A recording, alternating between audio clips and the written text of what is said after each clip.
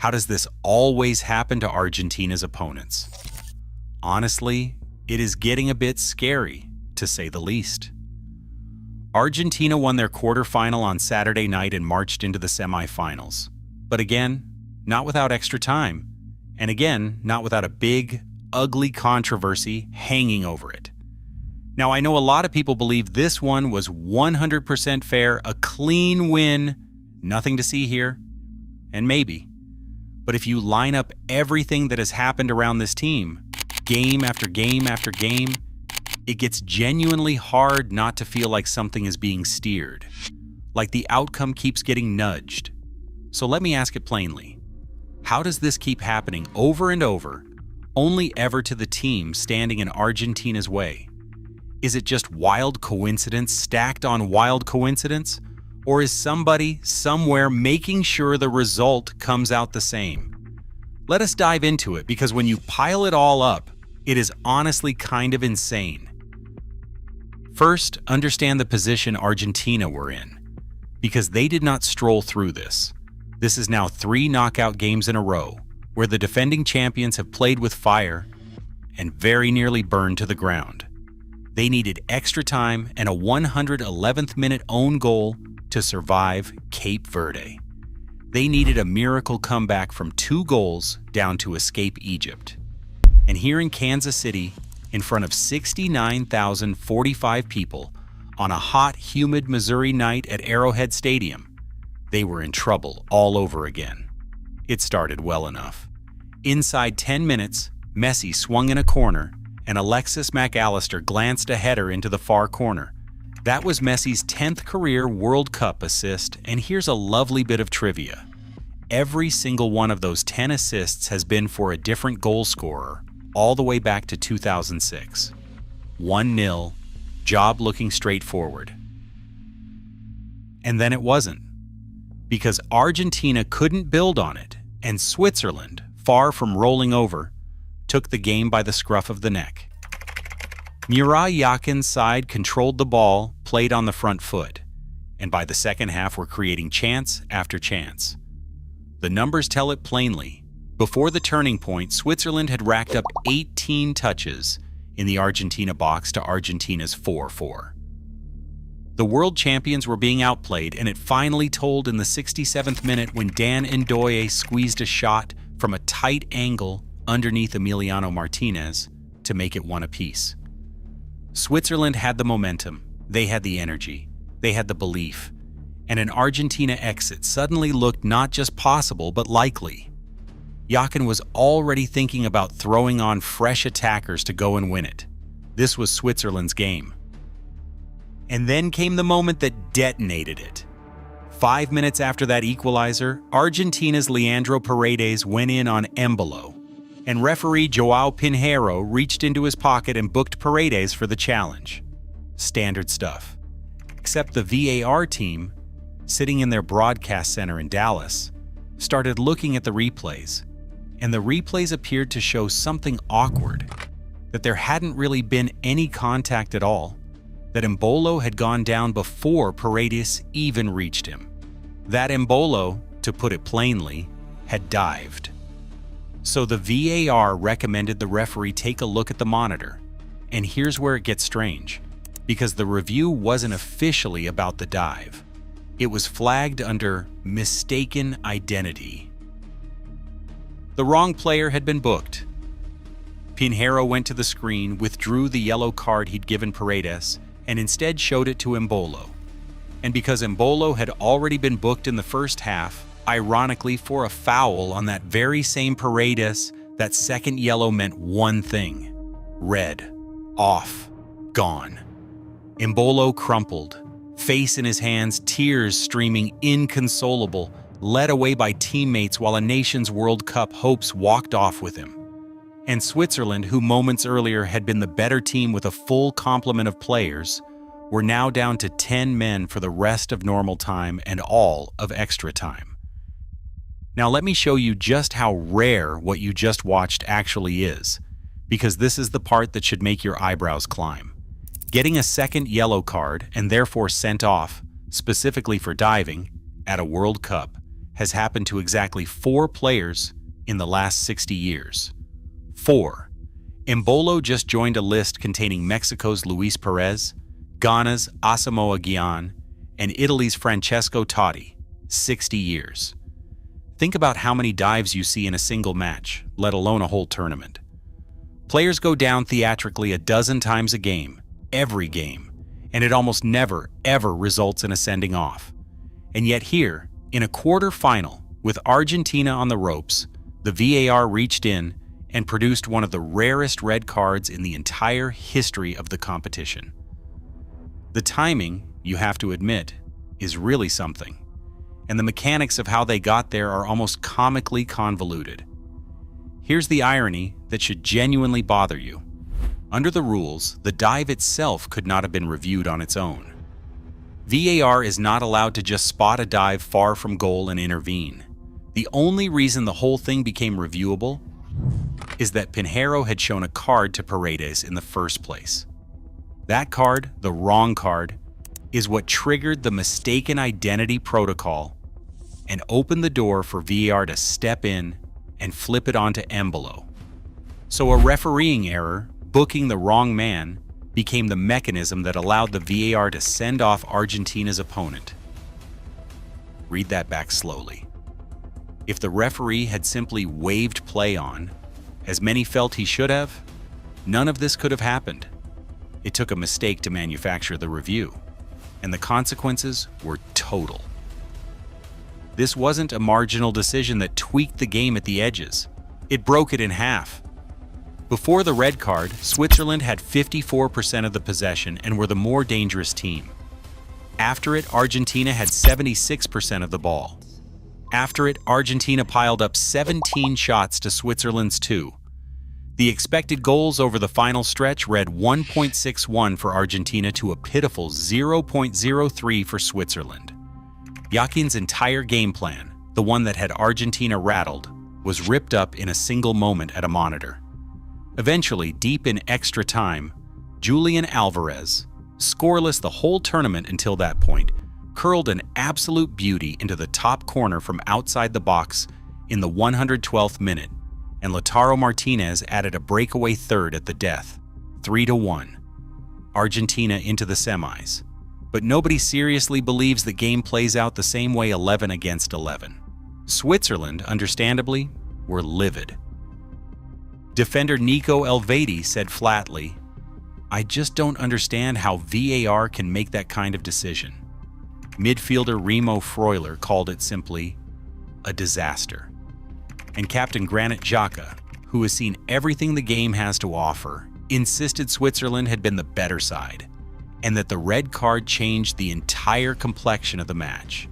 You could feel the sense of grievance pouring off them, and their frustration goes to a bigger point about this whole tournament, one that has almost nothing to do with Argentina specifically. VAR is having a genuinely rough World Cup. It has caused controversy in nearly every round, and the complaint keeps coming back to the same thing. It's not that the technology gets decisions wrong so much as that.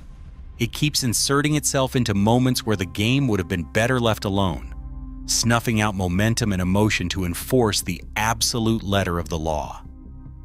Xhaka nailed the sentiment when he said the rules are the rules and can't be changed, but that this was a decision where you kill the game. That's the phrase that's going to stick to VAR this summer. Switzerland were flying. They had the crowd. They had the belief. They had a full team and a plan that was working. And a screen in another city reached in and switched all of it off in an instant.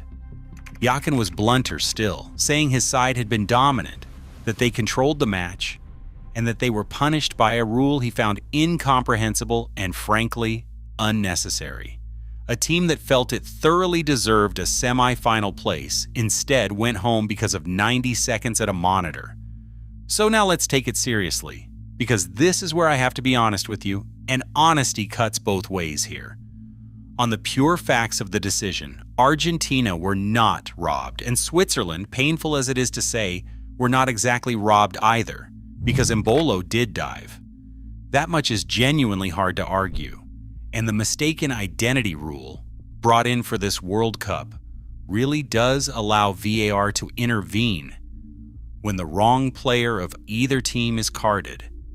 So by the cold letter of the law, João Pinheiro's final decision was correct. Simulation is cheating, diving is against the rules, and a player who throws himself to the ground to con the referee has technically brought the punishment on himself. The most telling thing of all is that even Switzerland's own coach, Murat Yakin, as furious as he was, stopped short of crying conspiracy. Asked directly, he said, "I wouldn't say they are being favored." He blamed a bad rule and a refereeing mistake, not a fix. And that matters. That's an honest man refusing to reach for the easy accusation. And it deserves to be quoted right alongside the outrage. But here is where it gets uncomfortable. And here is the real story. Because the problem was never whether this one call was technically correct. The problem is the pattern. And the pattern is getting impossible to explain away. Think about what VAR has actually done this tournament. When it should have intervened, it went silent. When Egypt screamed for a penalty in stoppage time against Argentina, VAR stayed quiet and let the game roll on. But when it should arguably have stayed silent, it came roaring out for the smallest things. It rewound 17 seconds and the length of a pitch to disallow a brilliant Egyptian goal against Argentina.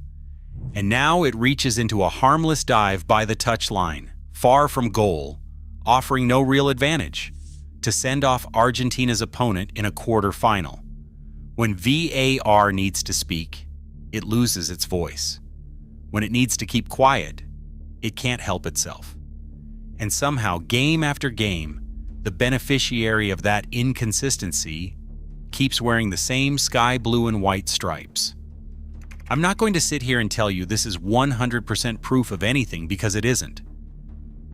And anyone who claims certainty is selling you something.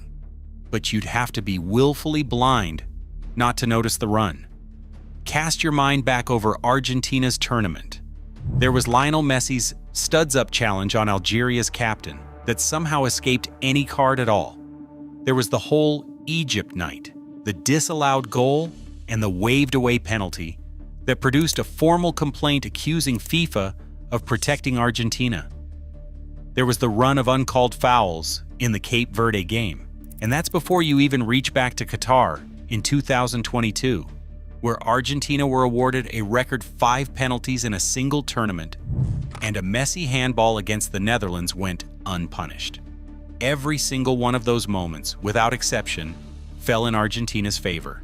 Every one. At some point, a long enough run of coincidences stops looking like coincidence and starts looking like a coin that only ever lands one way.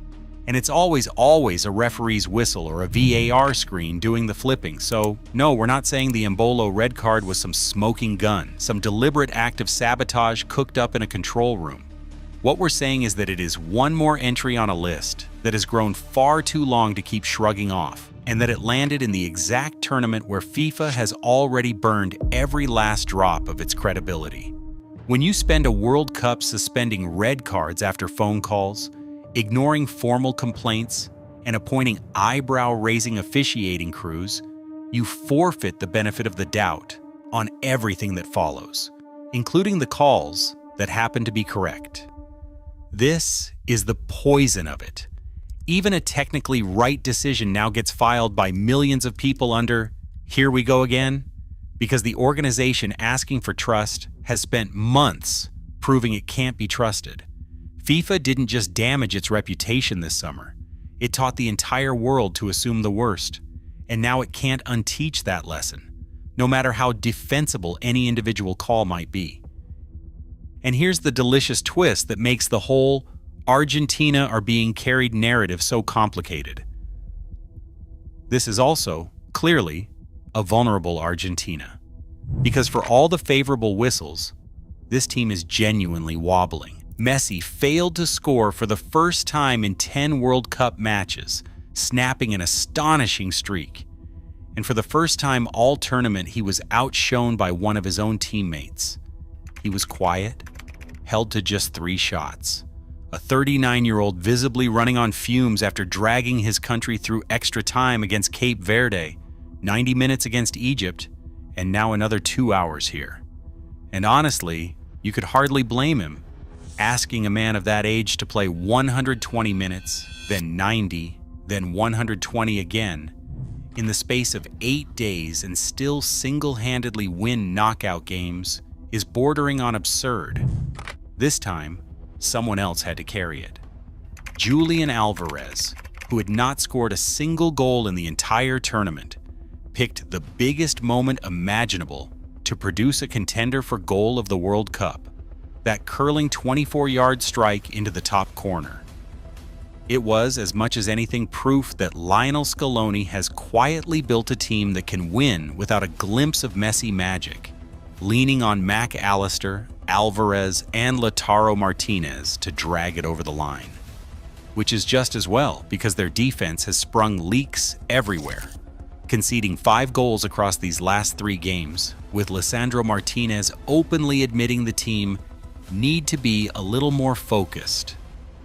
So the picture is genuinely strange. A team that keeps getting the rub of the green from officials and is still somehow hanging on by its fingernails in every single round. Both of those things are true at once. And that's what makes this Argentina run the most fascinating and most argued about story of the tournament. So where does it leave us? Argentina march on to a mouth-watering semi-final against old rivals England and Atlanta on Wednesday, with Messi 4 days away from another chance to pad his all-time World Cup goal record, which already stands at 21. And you can already feel the storm brewing around that one. Because if you think the officiating is under a microscope now, wait until Argentina walk out against an England side that just needed extra time of its own to see off Norway. Every whistle in that game is going to be dissected frame by a global audience already primed to cry foul the instant a 50-50 goes the champion's way. Whoever FIFA appoints to that semi-final is walking into the hottest seat of the entire tournament, and they'll know it. Switzerland fly home gutted, convinced that a brand new rule nobody fully understood and a screen in Dallas cost them a place in the last 4, a game they believed they were winning.